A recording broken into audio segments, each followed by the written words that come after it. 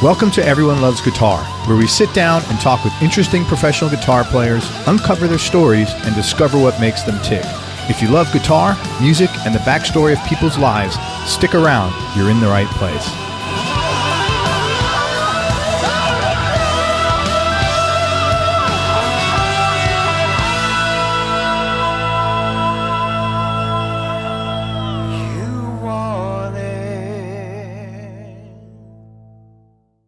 Hey, this is Craig. If you're a musician, I made a special 3-question survey for you at everyonelovesguitar.com/survey. Again, musicians only. Complete this 3-question survey at everyonelovesguitar.com/survey. Alrighty now, let's do this. Hey everybody, this is Craig Garber. Welcome to Everyone Loves Guitar. You're going to love and hate my next guest, and I'll tell you why. You're going to love him because he's just an amazing player, and you're going to hate him because he makes what he's doing look and sound really easy. But it sounds like there's 2 people playing because he's that good. And we're with Peppino D'Agostino, and I want to thank our mutual friend Carl Verheyen for connecting us. Peppino came on the acoustic guitar scene in the early 80s as a leading member of the second wave of the great fingerstylists that helped redefine the instrument in the 90s. He's performed in more than 30 countries at prestigious international festivals, and he's played in some of the world's most important theaters. He shared the stage with Tommy Emmanuel, Leo Kottke, Sergio Assad, Larry Carlton, and Eric Johnson, just to name a few. And if you search online, there's some great videos of him and Tommy playing. It's just really cool.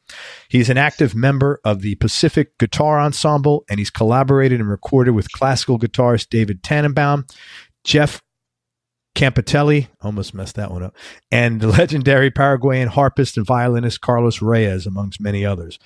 Peppino's composition called Stammi Vicino was co-written with electric guitarist Steph Burns and Italian rock star Vasco Rossi, and it reached #1 in the iTunes rock charts over in Italy. You got to check it out. It's a really good song, and Steph does some great soloing on there, actually. Peppino's got 3 solo albums, and he's an avid teacher as well. Man, thanks so much for coming on the show. I appreciate your time. Absolutely, Craig. Thank you for having me. You're welcome. Man, I've watched you play. I've watched multiple videos of you, and you are obviously a master of fingerstyle guitar in any genre. I was curious, what attracted you not just to acoustic guitar, but specifically to this style of playing? Well, I grew up in Italy, and when I was about 16 years old, I was playing electric guitar. So I was playing in the style of Carlos Santana, John McLaughlin. I got into the fusion style, playing with the pick. And then one day somebody came with a vinyl.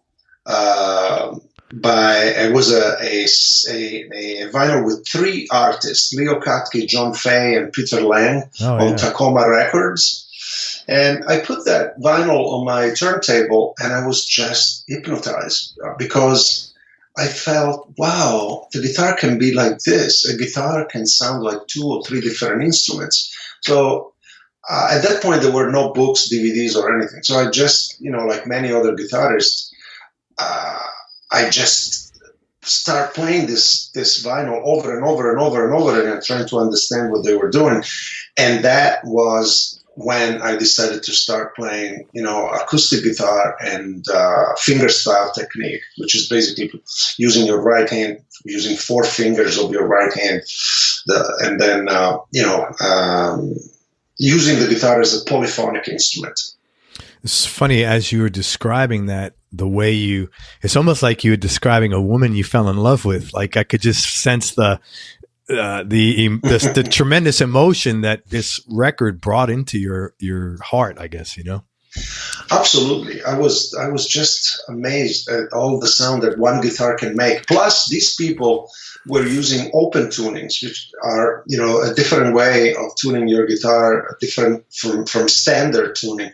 So what they were doing didn't make sense at first, because I thought that they were using a standard tuning. I didn't know anything about tuning the guitar differently. But then I realized, no, they must tune the guitar differently, because I was listening to some harmonics that they were playing, and the harmonics were too precise to be to be created by just pressing on the fretboard. They needed to be open strings, and also I realized that some of the low bass were lower than standard tuning. So I felt, they must change the way the guitar is tuned. And that's when I got into open tunings, and then I realized a new universe of sounds was opening up for me. It was really a kind of a eureka moment, and I could not stop transcribing this music and try to play it. That's so cool, man. And now you told me before we started the call, you've not studied formally. No, I'm self-taught. I just studied, the thing is that I'm very curious and very, when I obsessed, when I study like a technique, I really need to understand what they're doing. And so I just go very deep and I just forget about anything else. I forget to eat. No, I eat. I don't forget to eat. I love to eat, but it's the only thing I do. Yeah, I get it. So that's, I'm self-taught and I'm very curious and obsessed. So I have kind of a OCD kind of personality problem. For everything or just for this? Well, essentially for this, although I love to learn new recipes. I love cooking. And so sometimes I watch videos of how they make this gnocchi or, how they make their sauce. So these are my two passions, really, my biggest passions. Yeah. Guitar and cooking. A lot of guitar players cook. It's funny. Loads of guys cook. Yeah, it's creative. You make up your own thing. You have you have the basic ingredients, and then you have to come up with something. Just like in music. I mean, there's 12 notes. That's 12 notes. True. Yeah. And you have to put them, a certain way in order to make sense to yourself and to an audience. And cooking is the same. You have, ingredients. You put them together, put a little more onion, and you change the flavors, just like in music. Yeah, very cool, man. Did you always use a thumb pick? No, in fact, at first I was not using nails or thumb pick, and then in Italy somehow I discovered the thumb pick. Maybe because there was somebody that I knew that played the banjo, and they used the picks on 4 fingers at the thumb pick, and so I started using the thumb pick. And when I was studying the Chet Atkins, Jerry Reed, Merle Travis technique of country styles, they use that. And nowadays, I use it occasionally on certain songs. I think that when you use just the thumb with a nail, I use acrylic nails. The thumb, if you think about this, you have 3 different sounds. You have the sound of the flash on the string. Then you have the sound of the nail when you pluck the string, and also the sound of the flash followed by the nail. So you have 3 different colors, So I think that for certain styles, like classical and Brazilian music, you really need to not to use the thumb, but to use the flash and your natural. You're just those 3 colors, let's put it that way. But, also, if you listen to people like Lenny Breau or Chet Atkins, they were also, they were using the thumb pick most of the time. And they were able, even if the surface of the thumb pick is plastic, right? If you move your finger across the string, you have a different tone if you play close to the bridge or in the center or close to the end of the fretboard. So you still can manage to change the tone even if you use the thumb pick. But if you use the flash, especially for certain styles, you have a richer palette of sounds. So I use sometimes the thumb pick, sometimes just the flash of my thumb. And you have acrylics on your other fingers. Yes, I do. On the thumb, index, middle, and ring. I use acrylic, and there's a lady here in town. They last about a month, and then I have to do them again. Right.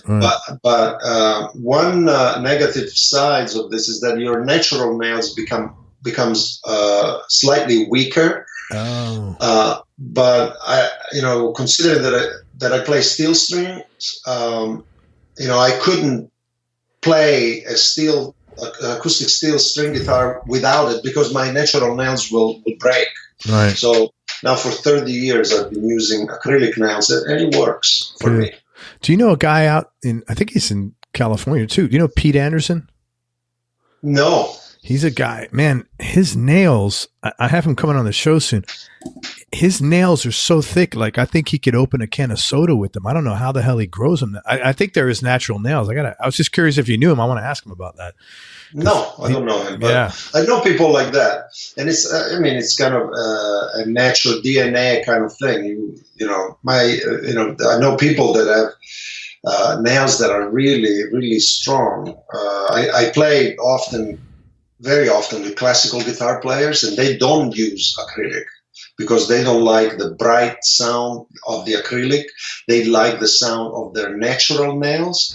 And some of these players that I play with, their nails are so strong, so strong. Sometimes they told me that if you use lemon, you put some lemon juice, that helps.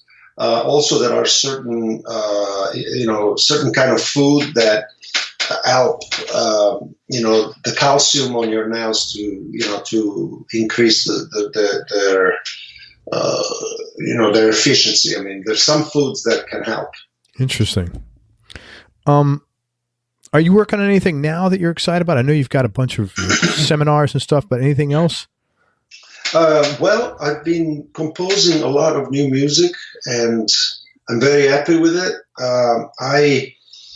I'm trying to use all kinds of techniques, and I think I have enough material now to put out a new solo guitar record, CD, or whatever is going to be, download, whatever the format is. But I have enough material, and I'm very happy with this new material. That's great.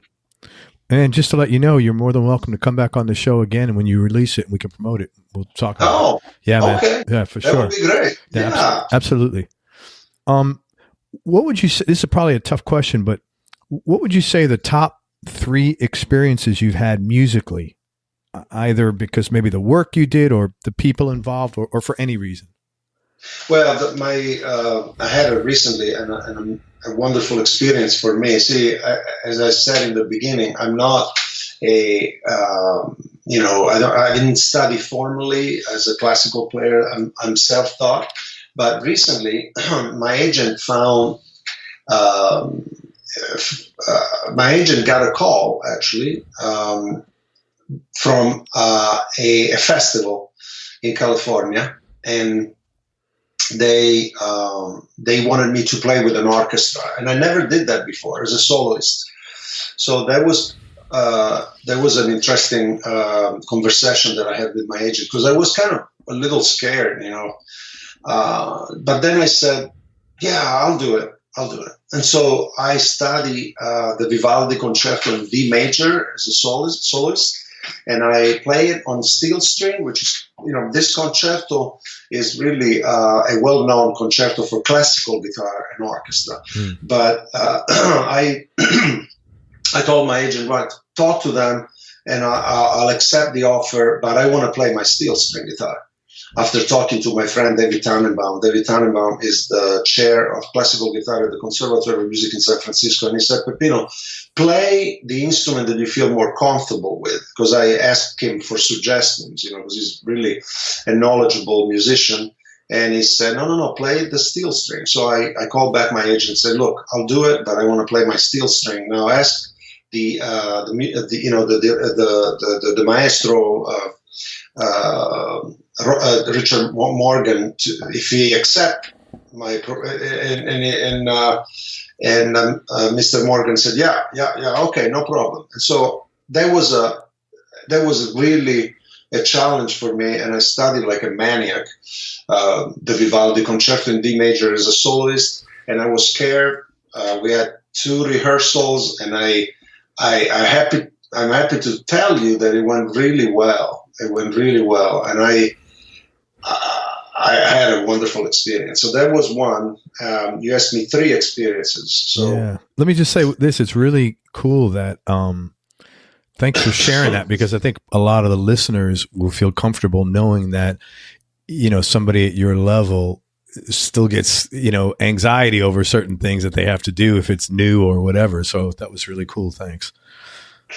Well, you know, it's one of those moments, is like a crossroad where, you know, you can stay in the comfortable zone, or you can just venture in something new, and is risky because, you know, you're on stage with, you know, serious professional musicians that have been playing classical music all their lives. There were people in their 70s, you know, in this orchestra, and the maestro conducted the Oakland Symphony Orchestra. So it's not like, you know, you play with, you know, like amateurs. These people, and also, you know, when you play with people like that, they, you know, you want to be efficient in the rehearsal. You don't want to waste their time, because if you start making mistakes, people go like, ah, man, didn't you do your homework? So all these, so, but I study really hard, and I have to say, to my credit, I feel pretty happy of the results, you know, so that's great.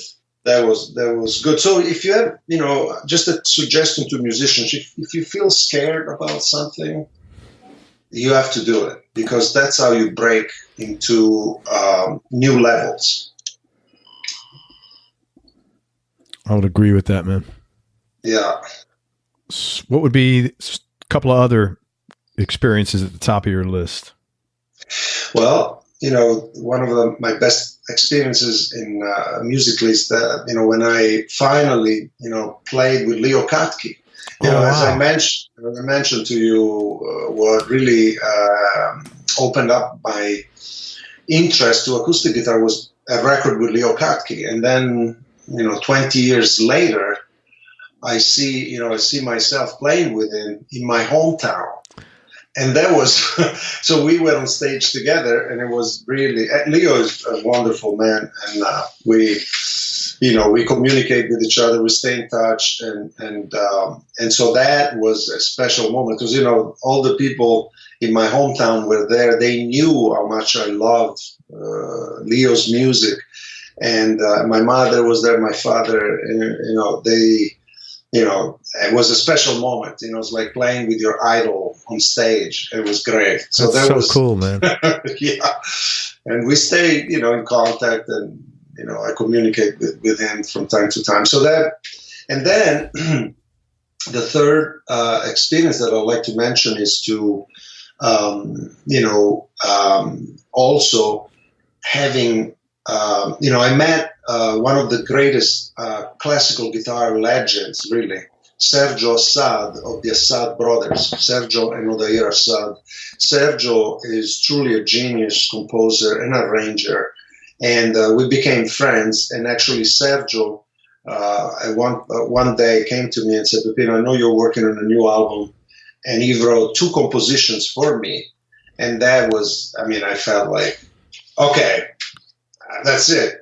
That's so cool, man. Having somebody like that writing to people was a wonderful homage to our friendship, and actually a great gift. So for me, it was one of the magical moments in my career. That's so cool. It's so nice to see that top tier musicians are just interested in, like, being kind to each other and supportive, and, you know, doing things together, co-writing, co-producing, co-working. It's a very rare, you know, as a guy coming out of the business world, you don't see that in the business world. It's very unique to musicians. And I think the higher level you go up, the more you see that. Yeah. And I think I have like an intuitive explanation for this. You know, some of the best musicians I've met, they're actually very humble and curious about music. And I think that if you are really a music lover and I'll say servant of music, you realize that it's not about you. It's about something higher than you. Yeah. And something like that needs to be shared with other musicians that feel the same way. So in other words, when I'm sitting there with Sergio Assad is arguably one of the best guitarists in the world, playing all over the world. He sits there and he becomes like a child. And he plays this guitar, and you see like a child in front of you, a monster play, but also that enthusiasm that comes only if you really love music. And so when you sit with somebody like that, you realize that, it's just right to share music and to really share techniques or whatever you share. Improvisation is a way of sharing, so, and only the people that are missing the point of music are the people that are kind of egotistic, and they're definitely the minority. Yes. There's in my career, I just met maybe one or two in 50 years of playing that they were kind of close up, that they were protecting whatever. And it's, it's just, the majority out there, 99% of the musicians that I met are people that really share that enthusiasm and people that like to share music and play with you. And there's no such a thing like in the music. I mean, in the business, you said something about, people are not like that. Well, in music, I agree with you, is quite different from that world that you were mentioning. Yeah. And it's really nice to see and to, you mentioned the word enthusiasm. It's really nice to see that and to, just to watch it and to the joy of it. There's not too many things in life that you see where that's a pure joy like that with no agenda, no agenda. Yeah. And I like that. It's really cool. So you grew up in Sicily, right? What was your childhood like growing up? Well, my childhood was, my father and mother my father was from Calabria, my mom is from Sicily, and I was born in Messina, but my family moved almost immediately to Torino up north for work, because both my parents were teachers, and so there were more opportunities in the north. So I don't remember much about Sicily. One of the earliest memory in my life was remembering my father holding me, his hand against my chest, holding me against the wall, because there was an earthquake. Because Sicily there's a lot of earthquakes there. The whole town of Messina was destroyed by an earthquake in 1906.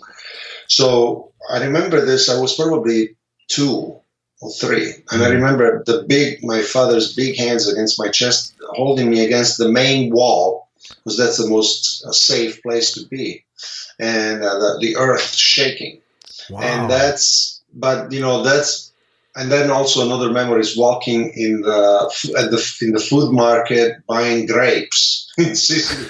But I was very small, so I don't have many memories. So because I grew up in the north, so that's all I can say about that. And so that and also my father's family was brothers and sisters. They were all in Torino. And that's where I grew up, basically, Torino. Do you come from a big family? A lot of brothers and sisters? No, just one brother, okay. Piero. Wonderful man and guitarist and composer. And he has a day job, but he also he writes great music. In fact, I think in the next few months there'll be a movie coming out in Italy, and they're going to use some of his music for soundtrack. Very cool. My brother is very talented, composer. That's awesome. Did your mom or your dad play music? Where did this come from? My mother played the piano as an amateur. I mean, she studied and she was serious about playing piano, but her family, my grandparents, didn't allow her to pursue a career in music, and that was kind of her, regret, in life. But I think that gift of music comes from her. And that's why she was so supportive of you, as we talked about before we started this. At least in the beginning. That's very cool, man. When did you move to America, and what made you move? Well, it was a combination of friends and that I met in U.S., American musicians, and also, I was kind of frustrated with what was happening in Italy. There was not a lot of opportunities for an acoustic guitar player to play in Italy, because, in Italy is either classical music or playing in a pop band, playing Italian pop music. And neither one was of interest to me, because I always felt that I wanted to be known for my own compositions. And in Italy, there was really no interest for an acoustic guitarist. So moving to America was a combination of having friends, specifically in Maine and Los Angeles and Michigan, and then also, the dream of creating a career here. This was like in 1985. When you came over, how was your English? Did you learn English in Italy? No. Wow. I learned my English here. So I knew a little bit. When I was living in Italy, we used to sing songs in English. Okay. But we didn't understand what we were singing. Sure. And so when I came here, I had very little knowledge of English. So I learned by, talking to people, watching TV, and that's how I learned. Wow, that's took a lot of balls, man. Well, it's you adapt. What is that phrase? The needs are the mother of invention. Necessity is the mother of invention. The necessity is mother of invention. Yeah. But still, to move to another country is big enough. To move to another country where you don't speak the language, I give you a lot of credit. That definitely took some balls, man. I'll take some credit, but I also like to point out to you that meeting my wife was essentially what really made me decide to stay. She was so supportive, and she still is. And without her, I would probably have moved back to Italy. So I cannot take credit for everything. There's a lot of people that helped me, and my wife is the number one. Oh, so you met her? She's from Italy as well? No, she's American. She's from New York. Oh, you met her here? Yeah, I met her. Of course you're going to stay, man. You fall in love, you can't go anywhere, man. Yeah. So, exactly. That's so cool, I man. was on my way back home, Craig. I was on my way back home, and my ticket was expiring the following week, and I met her, and she said, "Why don't you stay?" That's very cool, man. And you're still together with her, right? Yeah. That's how many years? Since 1985, so it's be 34. That's great. Hey, man. Congratulations, man. That's great. That's really cool. Good to hear that, man. Thank you. Once you got here, what did you do for work? Like, how'd you get jobs playing? Well, that's a different story, because obviously I had to make money. So I painted rooms. I was a painter. I worked in a food truck on the highway there at 101 South. They were selling vegetables, and I was selling vegetables. I worked as a busboy for 2 days. Then they fired me because I didn't know what to do. I really no abilities in that kind of line of job, and each one of those jobs lasted very little. What happened is that a friend of ours, Barbara, had a little Roland amp, and I said, "Look, I'm going to start playing in the streets." And so I remember my wife dropping me there at Fisherman's Wharf with this little amp, and I did an audition because they wanted to make sure that I could play, and then they said, "Okay, you can play."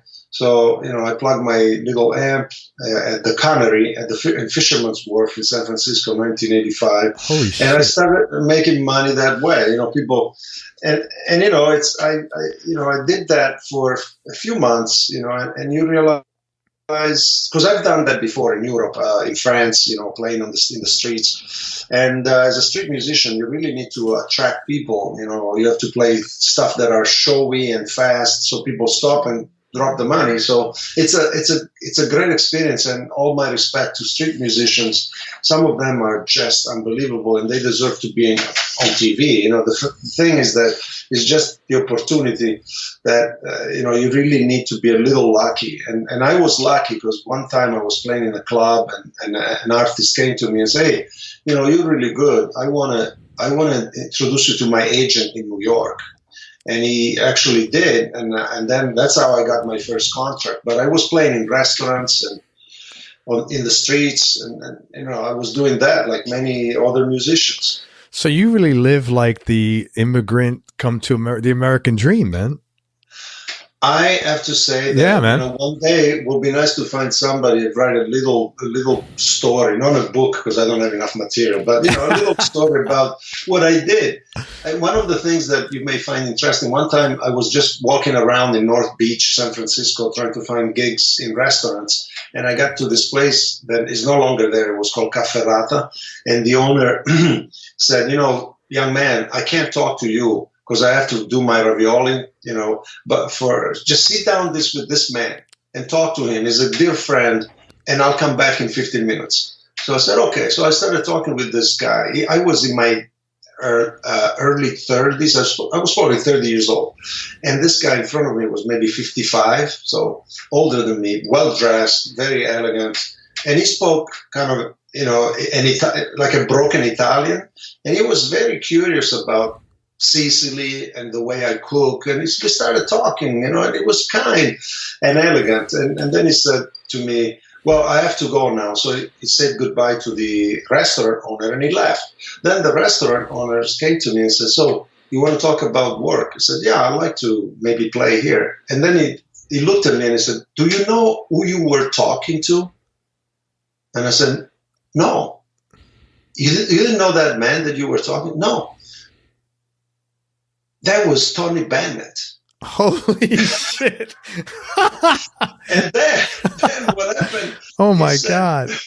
He said, and then I said, who's Tony Bennett? Well, of course. How would you know? You're not from this country. No. And the owner of the restaurant looked at me seriously and said, and you want to play here? And you don't know my friend Tony Bennett? Go away.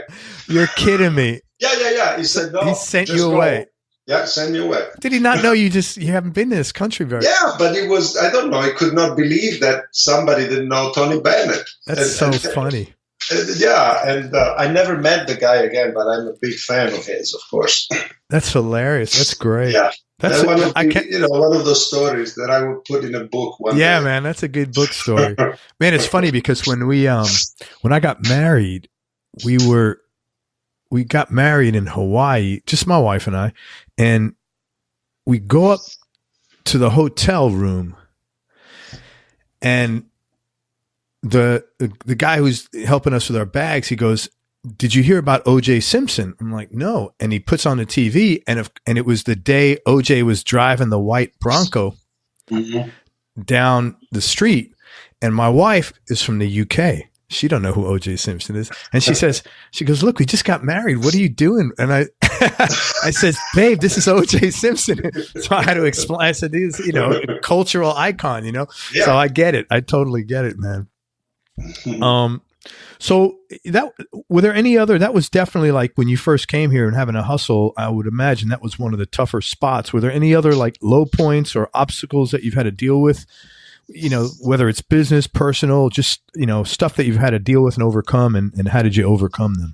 Well, what I said, probably the most difficult thing was to really have fights with both parents about pursuing my career, because they were really mad at me and they were not supportive at all, and I felt lonely, and it's a big fight. That was probably the most difficult thing to deal with, because really, but as I said, in a way that that was really the motivation where I really pushed to establish myself. So in a way it was a good thing. Sure. But that was kind of a low moment for me, because, when you hear, people that, your parents say, what are you doing? Are you crazy doing this? You doubt yourself. Yeah, of course. And I had to, fortunately, I was surrounded by friends that were supportive. So with their help, and also my strength as a human, and my love for music, I was able to just believe in it, believe in something that is completely crazy, because think about it, I want to be a professional musician and make a living this way, playing guitar. On acoustic in Italy. Acoustic it's completely crazy, right? And so that was kind of a low moment. But in a way, their opposition kind of projected me to really push harder. Yeah. To really achieve what was in my dreams, Good for you, man. Like you wanted to prove them wrong. I totally get that. It was not that. It was just, I felt like, there was so much love and joy in playing music and also kind of an admiration for certain people, because I remember seeing Leo Kottke in Torino when I was young, and I said, really, I want to do that. So there was, it was not only proving them wrong, but it was also kind of proving to myself that the dream could be achieved. And there was this sense of, I want to do it. and that's what happened. Good for you, man. Well, you did it. I make a living doing this. Yeah, it's really, really wonderful. Yeah. If you could go back, Peppino, and give advice to your younger self in your 20s, let's say, is there any advice you think you would have liked to give yourself that would have helped you out? Either guitar, business, performing, people, whatever. Well, when you go through periods that are like that, when you have that kind of a drama in your family, the tendency is to feel kind of down and depressed and not look at, the positive, the positive aspect of your own being as an individual, because we're all unique. So my suggestion would be to my younger self, you are good. I would just tell, like almost as an adult talking to a young kid, I will say, you are good. You're good. Keep going. You're doing the right thing. Keep going. Don't worry. You'll be okay. That's great, man. Yeah. That was really cool. Thank you. Mm. All right. When did you, I know you play and practice all the time, man. When did you last practice, and what were you working on when you practiced? You mean recently? Yeah. Well, as I mentioned to you, I'm working on new compositions. Okay. And there's a lot of different techniques involved, percussive techniques, and using all the different colors that you can use on the guitar, like slide, bending notes, harmonics.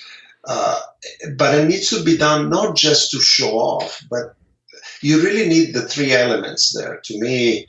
So melody, rhythm, and harmony, and percussion. If you can add those four elements together and mix them up in a way that really makes sense to me. So, like, there's a piece on this new, work that I'm doing. This new CD will be one day or whatever, download, which involves really long bendings, which are so specific of electric guitars, because the electric guitar, you have the sustain, right? Correct. So as acoustic guitarists, we fight to have long sustains. And so I'm trying to, in a way, kind of cheat and play the bass. As I play the bending, I try to play the bass softer. So there's a lot of dynamics involved, so that the sustain of the bending lasts kind of longer than the bass. Longer than the bass. And so I'm fighting with just the physical nature of the instrument in order to really come up with the compositions the way I want it. So it's not only try to come up with compositions that make sense, but also in a way fighting the nature of the instrument. So it's challenging, but I think that slowly I'm succeeding. I have to practice. In fact, after this, I'm going to practice, man. It's so amazing the depths of precision that musicians have to go to get stuff done the way they want it. And I think the non-musician doesn't get that. They think you write a song and then you play it, but they don't realize, you're thinking, oh, do I bend this note? Do I slide this note? How, and there's so many little intricacies involved, and it's such a difficult thing to execute the way you want, It's amazing. Absolutely. Sometimes, I think when I have difficulties in certain fingerings, like I'm playing classical music, sometimes I go see my classical guitar friends and they say, hey, why don't you use this fingering instead? And, I've been playing for 52 years, the guitar, and they come up with stuff that are so new. I thought, wow, I know a lot, but in reality, there's always somebody that can give you some new perspective, technically speaking. Yeah. Yeah. I have this expression. Smart people realize how little they know. and people that are not so smart, those are the ones that think they know everything. That's my observation anyway, That's a lot. There's a lot of truth in there. Yeah. There's so much to know out there, and it's always great to ask for help because somebody look at your situation, give you an answer real quick. Usually, someone who's knows what they're doing. Yeah. Hey, what's your primary guitar right now? And I know you have a couple of signature guitars. Is there anything else you play besides those that might round out your top three?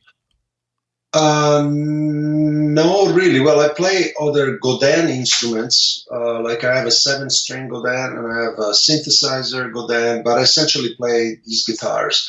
And the reason is that really they came up with the design that I want, the neck that I want, the tension that I want. So for me, I just use those. I own other guitars as well. Like I have a Martin D18 and a Taylor. But I record and play essentially Seagull and Godin guitars. They're both. And I've been a family. I mean, this has been also kind of a family affair because I know Robert Godin for many years, and we're friends, and so it's also a combination of playing what I like and also being involved in working with people that I really value. Very cool. So and they're both custom guitars, the Seagull and the Godin. Yeah, and people can actually purchase my my signature model. In fact, they just designed this new new one. Man, that's a beautiful guitar, man. It's also it's a new technology as far as bracing technology inside to EQ the guitar. It's really a beautiful instrument. Yeah. Let me describe it. It's a Seagull guitar. It's like a the neck is that ebony? No, it's actually called Rich Light. It's synthetic. It's a combination of recycled paper and resin. It looks dark like ebony, and the guitar is like a walnut sort of burst, and it's got purfling, really nice kind of purfling around the edge. Is that what you call it? Purfling, I think. Yeah. Around. Around here. Yeah. And then it's spruce and mahogany, and it's really a beautiful guitar. It's cut away, and it's got really nice markings on the fretboard as well. Yeah, it's really nice. Absolutely. So that's what I'm using. Very cool, man. Yeah, thank you. Do you have a favorite guitar player? No, I don't. I have many. I mean, I can mention a few. Yeah, please. So definitely Roland Dyens, Dyens. Roland Dyens, he was a friend of mine. He passed in 2016, one of the greatest composer and arrangers for classical guitar.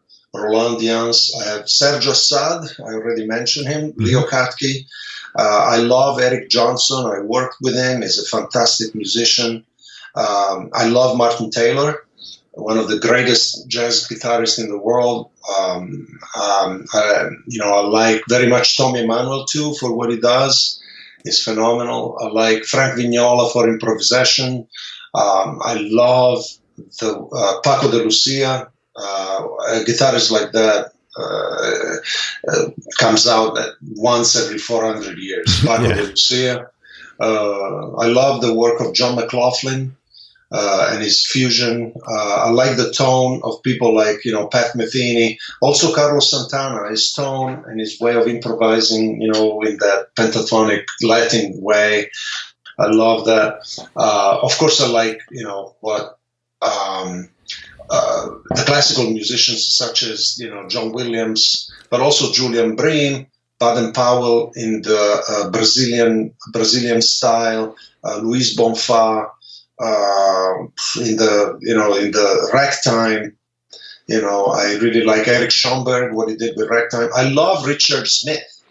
Great guitarist. Richard, as far as arranging, is phenomenal. You mean the guy that plays a lot with Tommy? Yeah. And we did tour together.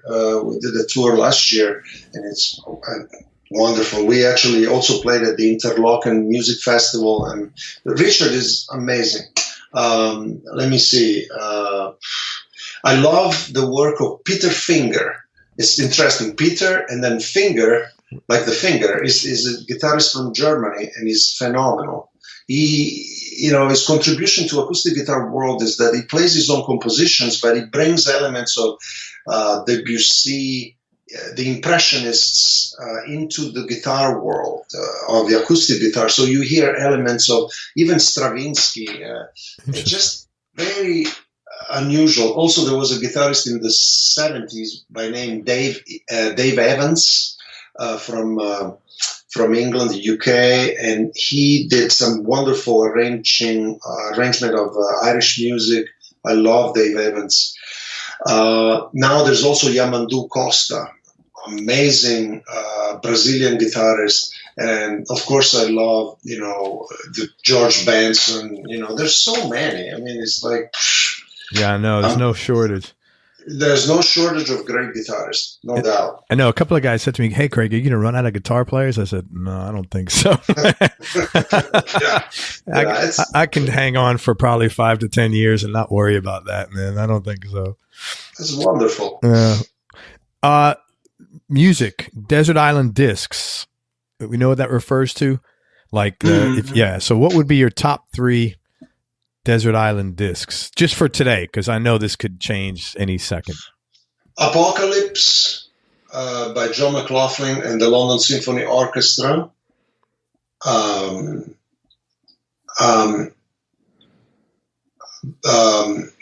record from, I think, 1972 with Mahavishnu Orchestra, Apocalypse. Also Abbey Road by the Beatles. And let's see. A third one will be probably the music of Bach, Couperin, and Baroque music by Sergio Assad and Udair Assad. Very cool, man. That's pretty diverse. Yeah, fusion to classical to the Beatles. Yes, why not? Yeah, man. Absolutely. There's beauty in all kinds of music. And there's also mediocrity in all kinds of music, but yeah. Well, I have this saying, I've never used it in music, but I use it like in the service business. Mediocrity is the new excellent. Because you can't, right? Because you can't get anybody to give you good service anymore, man. So if you get someone that's mediocre, you find yourself grateful. The guy comes and fixes your pool, your roof, whatever. It's like, oh, he's average. Okay, great. He showed up on time. It's like hallelujah. The sad thing is that people, in general, they don't understand that there's a higher level because simply of ignorance. Yeah. So I think that part of our job as musicians is really to teach people that it's not only being musicians, but also being educators. You know, people really need to know the excellence. You know, they really need to be exposed because they don't know. Not because they don't want to know. It's because out there the media promotes mediocrity. Yeah, you know, but our jobs is also to listen to this guy. Yeah, and then suddenly you see people opening up and they say, "Wow, there's not only mediocrity out there. There's also excellence." Yes. Yeah, I agree with you, man. Hey, this is a tough question. Yeah. What do you like most about yourself? I'm a good man. Oh, you got to be more specific than that. Huh. I like that I'm easygoing. I think I'm, I learn how to see the good in people. And I tend to stay away from the dark side of me because I know that is limiting. It's kind of in a way, if you hang into that dark side, it's not a good place to be, and it's limiting, and it kind of limit your possibility of enjoying life fully. So it's a choice that you make. Yeah. It's a choice that you make. What do you want to be?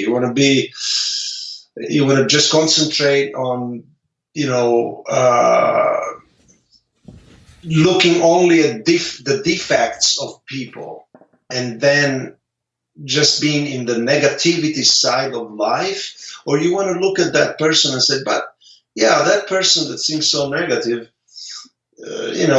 they may have something that is nice. So I just try to concentrate on that in general, concentrating on the positivity of life, because it's a better way to live, So I like that part, that aspect of me, that I like to relate to people, and I like to see the good aspect of them and try to focus on that instead of the negativity. So I like that aspect of me. I like that I'm curious, and that if I can work very hard. If I have a project, I can really, especially if I have deadlines, I know that I can achieve the results, especially if I'm under pressure or like that.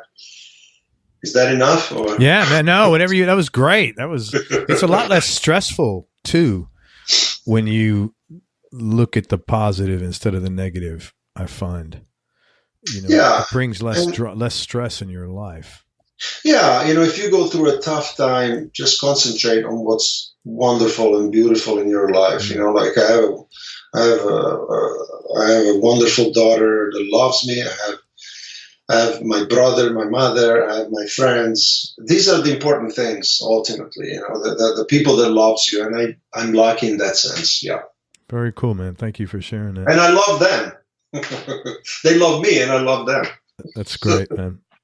What's your best childhood memory, Peppino? My best childhood memory. Oh, okay. Was probably my very first concert that I played, together with two other friends, Enzo Ponzio and Alfredo Morabito in Torino. Interestingly enough, my very first concert was in a theater. A very nice theater, and all, because usually, you think first performance, the high school, playing. No, but it was actually a theater. For some reasons, we were able to be booked in this theater. And I remember at the end, having people really, really liking what we did.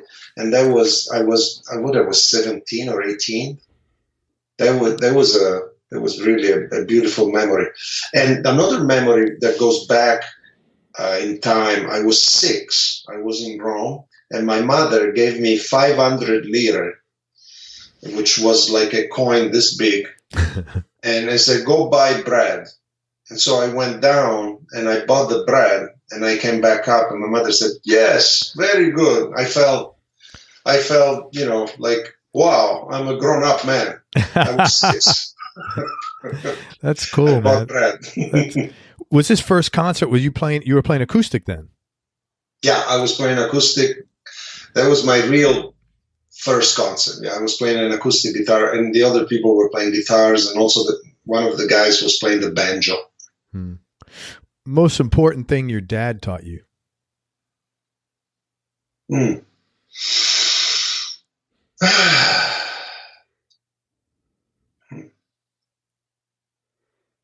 Well,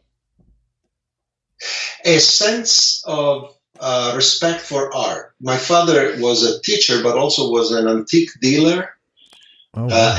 And also he knew about literature, specifically Russian literature. Like he loved Dostoevsky. So, and as an antique dealer, I was always around beautiful objects in my house, and I appreciate, art, paintings, sculptures. So that's the thing that he taught me, and also the importance of being knowledgeable and respect for art in all its forms. So that's the lesson. Great, man.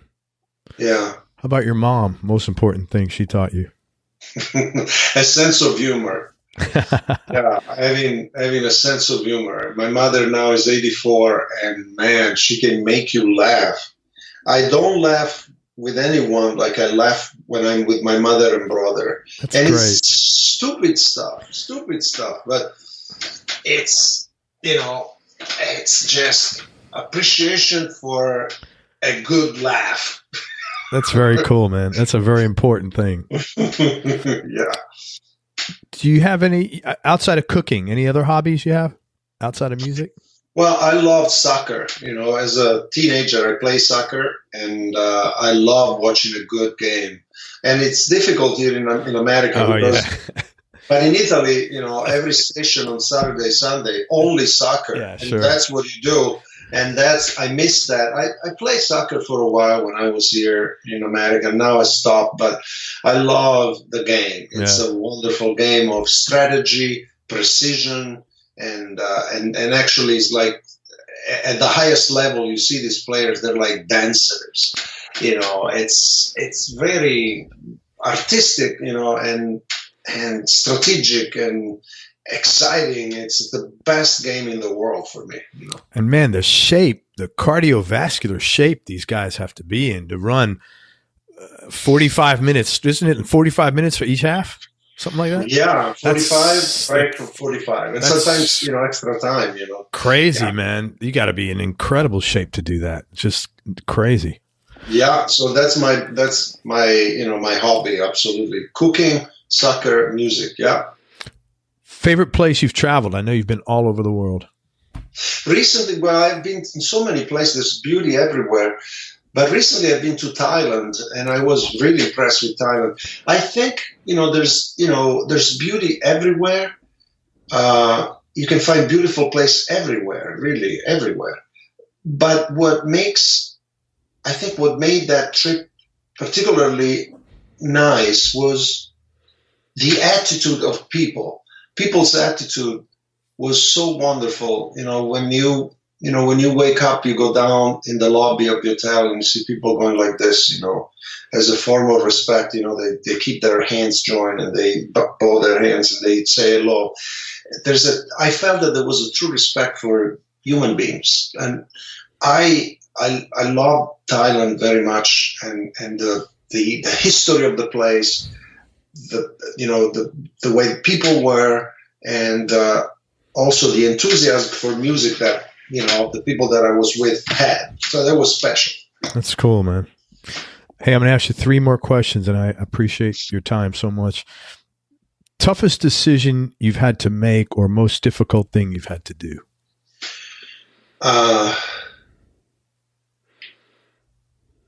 Well,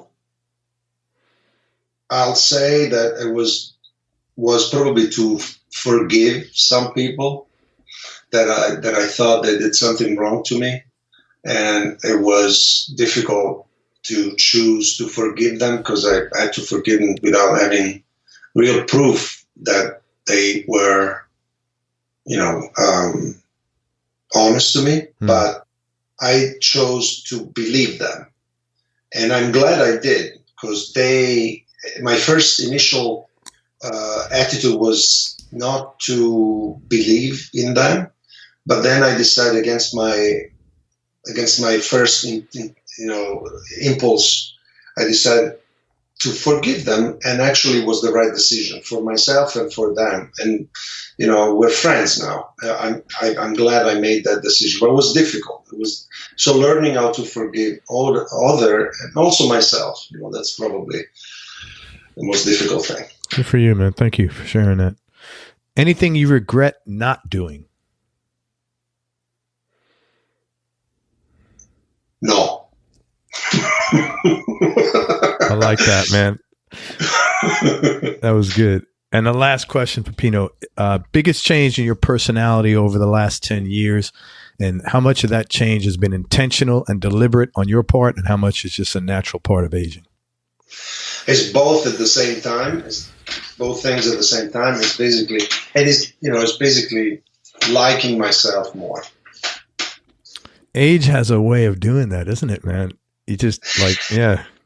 Yeah, for instance, I noticed that age, start showing up in different ways. And so your body tells you, you better do this, you better exercise to keep yourself functioning. And, it's noticeable that, times pass and, it's part of life. But I think that I learned things about myself, and I like myself more, and I want to be better and better and better. That's what it is. Well, man, you're awesome. I really appreciate spending this time with you. I can't thank you enough. You got great energy. You have so optimistic, and you're an incredible player. And I thank you so much for your time. And it's really good getting to know you. Let me tell people where they can find you. First of all, check out Peppino online, and let me spell his name. It's Peppino D'Agostino. I'm going to spell his last name for those of you who are not from the coasts. It's D'Agostino, D''Agostino, and you can find his website at Peppino, Peppino, D'Agostino, DAgostino.com. Check out his website. He's got a really robust website. He plays out, and it's his touring schedule's on there. He's a couple of things I want to point your attention to. First of all, he does these really very cool guitar retreats. And I was just telling him he's not charging enough money. So until he charges more money, I would jump on that and check him out. Go to his website again. It's Peppino D'Agostino. And you want to go to the part where it says instruction retreats. And it's got very detailed information there. I think he runs these twice a year. Was it once in the state? Do you want to talk about that for a little bit, man? You could talk about it more than me. Well, we work with guitarists, but also now fiddle players, mandolin players, and soon with ukulele players, some of the top players in the world, Mike Marshall, Martin Taylor, David Wilcox, just to mention a few, James Hill on ukulele. And they're done in California and also Sicily. And we're looking at other places around the world. We pick locations that are really touristy, because these students come with their partners. So the partners, as their husband or wife works with us, they can visit San Francisco or Napa or Sicily, the ruins of Sicily, or the Amalfi Coast. So it's a combination of a vacation and study. Very cool, man. And again, go check him out on Peppino D'Agostino. Again, it's PeppinoDagostino.com. And also, Peppino does give music lessons. If you are like an acoustic player or you want to up your game playing fingerstyle, you can find nobody better to work with than him. Again, go to his website and submit information on the contact form, or connect with him through Facebook. Are you on Instagram as well? Yeah, I'm on Instagram as well. Yeah. Twitter, right. Instagram, Facebook, all those. Great. So reach out to him on any of those if you're interested in lessons. Man, thank you so much for everything. I really appreciate it. It was great. I really enjoyed the depth of your questions. Very, very wonderful. And I'm glad I met you, and we'll stay in touch. Oh, man, you bet. You bet. Everybody, thank you so much for listening. If you enjoyed this, please share it with a friend on your social media channels. We appreciate your support. Thanks again to Peppino D'Agostino for spending time with us. Please check out Peppino online, support his music, and when his new record comes out next year, he will be back. And make sure you go to everyonelovesguitar.com, sign up to get on our newsletter list so you and I can connect. And most important, remember that happiness is a choice, so choose wisely. Be nice, go play your guitar, and have fun. Till next time, peace and love, everybody. I'm out. We hope you enjoyed this show. If you did, subscribe to the Everyone Loves Guitar podcast, and you can do this online at everyonelovesguitar.com or on iTunes. And if you like the show, please leave us a 5-star positive review. The more 5-star reviews we get, the higher our show ranks, and higher rankings mean we get to continue speaking with cool, interesting guests on our show. We'll see you on the next episode, and until then, keep playing your guitar and have fun making music.